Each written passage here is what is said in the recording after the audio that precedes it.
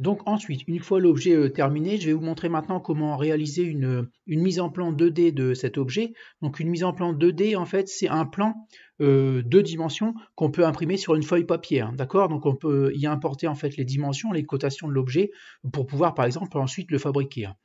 Donc je vous montre ça tout de suite maintenant. Donc bien sûr, vous devez laisser l'objet que vous voulez mettre en plan, vous devez le laisser ouvert dans SolidWorks, hein. Donc comme ici pour l'appareil photo, hein. Donc ensuite, vous cliquez n'importe où ici à côté de l'objet, donc d'accord, dans le gris ici, n'importe où à côté de l'objet, mais pas sur l'objet, d'accord. Donc en haut à gauche ici, vous allez avoir, vous avez toujours le bouton nouveau, d'accord. Et puis ensuite, vous avez une flèche à côté qui va vers le bas, donc à côté du bouton nouveau, hein. Donc ici, vous cliquez sur le bouton qui va vers la flèche qui va vers le bas, pardon, et vous cliquez sur créer une mise en plan à partir de la pièce assemblage, d'accord. Donc voilà. Donc il y a une petite fenêtre qui va apparaître. Donc on va vous demander de choisir le format papier que vous voulez, d'accord. Donc moi ici je l'ai pas parce que moi je vais faire sur un A4, mais ça, là il est en portrait, d'accord. Donc il est debout. Moi je le voudrais en paysage, d'accord. Donc on va commencer ici à décocher déjà afficher le fond de plan. Le fond de plan en fait c'est tout ce qu'il y a autour là, d'accord. Donc c'est tout ce qu'il y a autour, ça s'appelle un cartouche, mais on n'en a pas besoin nous ici pour l'instant, hein. Donc on décoche bien afficher le fond de plan et ensuite on va cliquer sur parcourir, d'accord. Alors vous devriez arriver ici et vous cherchez ici A4 Landscape. Donc Landscape, en fait ici A4 Landscape c'est paysage, d'accord. Donc on a portrait, mais moi je veux A4 Landscape, d'accord. Et je clique sur ouvrir, d'accord. Donc ensuite il suffit de cliquer sur OK. Donc j'ai bien décoché afficher le fond de plan et je suis bien allé chercher ici A4 Landscape dans parcourir et je clique sur OK, d'accord. Donc là, ici, va apparaître une nouvelle feuille, d'accord, qu'il va falloir enregistrer ensuite, hein. Et là, on vous indique, faites glisser des vues sur la feuille de mise en plan. Donc la feuille de mise en plan, elle est là. Et les vues que vous avez de possibles, ici, elles sont là, d'accord. Vous avez la vue de face, la vue de dessus, la vue de droite, etc., etc. Donc vous avez même des perspectives ici, donc isométriques, dimétriques, etc. Donc moi, je vais prendre la vue de face, donc je vais cliquer glisser, sans la relâcher, en plein milieu, d'accord. Ensuite, je vais me déplacer légèrement vers la droite. Donc là, vous pouvez lâcher le bouton de la souris, hein, et je vais cliquer parce que je veux cette vue-là. D'accord. Ensuite, je vais aller vers la gauche. Je vais cliquer puisque je veux cette vue-là. Donc voilà. Ensuite, vers le bas. D'accord. Vers le haut. D'accord. Et ici en diagonale, par rapport à la vue de face, pour poser une vue en perspective. D'accord. Donc ensuite, je peux cliquer bouton de droite pour sortir. Voilà. Donc là, j'ai mes vues. Alors, là, vous avez un plan 2D de l'objet, d'accord. Donc, on va faire quelques petites rectifications, hein. Donc, ici, on va aller dans Feuille, ici, Feuille, clic bouton droit, d'accord, sur Feuille, et on va aller dans Propriétés, d'accord. Donc, la projection, nous, ici, il faut que ça soit type Europe, d'accord. Donc, on va voir, cette vue-là, en fait, elle va passer de l'autre côté, d'accord. Donc, vous avez vu le bouton qui est ici, enfin, plutôt l'objectif, là, il est à gauche, et il va passer de l'autre côté, d'accord. Donc, il est à droite, pardon, ici, mais l'objectif est à gauche. À droite, celle-là doit aller de l'autre côté. Donc en fait, une projection, nous on fait pas la même chose que les Américains. Donc on va prendre ici Europe. Et on va cliquer sur appliquer les changements. D'accord. Donc en fait, la vue qui était là, elle est arrivée là. Celle qui était là, elle est arrivée là. Et pareil pour celle qui était en bas, elle est arrivée en haut. Et celle qui était en haut, elle est arrivée en bas. Bon, peu importe. D'accord. Ensuite, ici, quand vous allez approcher, il va y avoir un petit rectangle ici en pointillé rouge. Donc ça va vous permettre de bouger en fait, sur le bord, de bouger les vues. D'accord. Donc vous allez les ramener ici pour que tout passe sur la feuille. Voilà. Là, on va déplacer ça ici.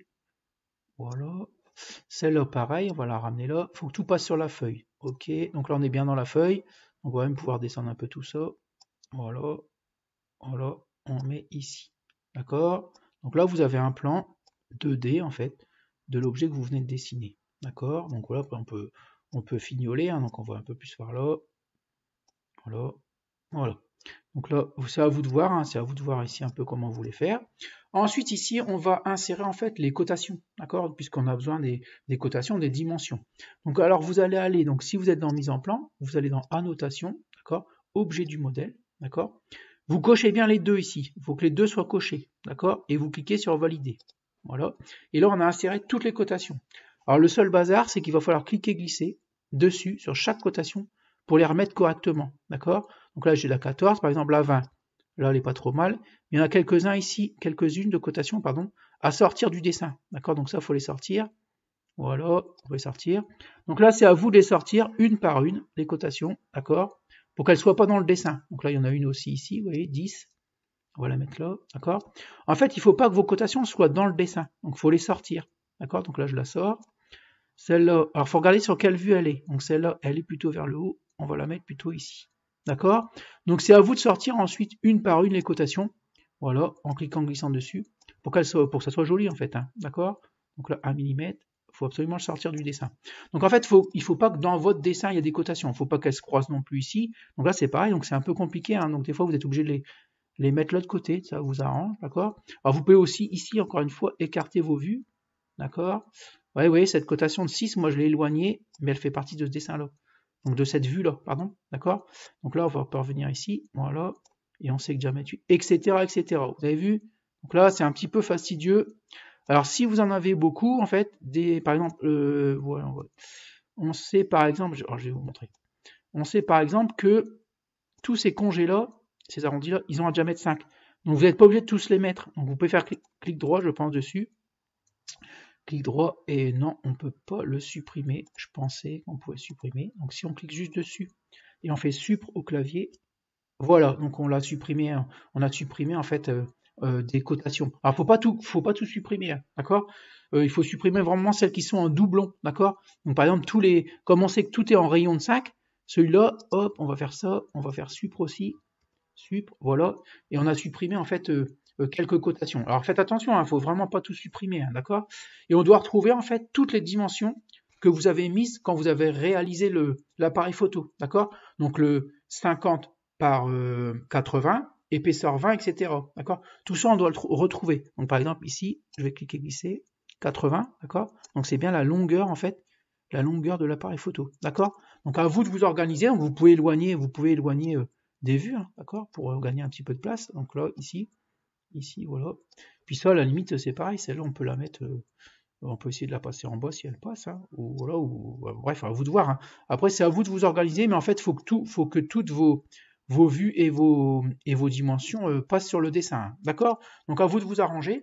Alors ce plan-là, en fait, il va servir, par exemple, on l'imprime, et la personne qui veut fabriquer l'objet, elle a tout en fait. Elle a les différentes vues, donc les vues de face, vue de droite, vue de gauche, vue de dessus, vue de dessous. Elle a même ici une perspective, d'accord, de l'objet, d'accord. Et surtout, elle a les dimensions, d'accord, en millimètres, d'accord.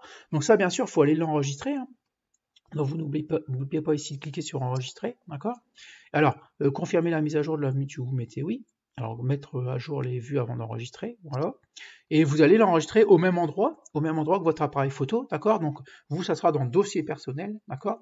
Et vous l'appelez ici appareil photo, d'accord? Donc moi je ne vais pas l'enregistrer, mais il ne faudra pas oublier d'aller l'enregistrer, hein, d'accord?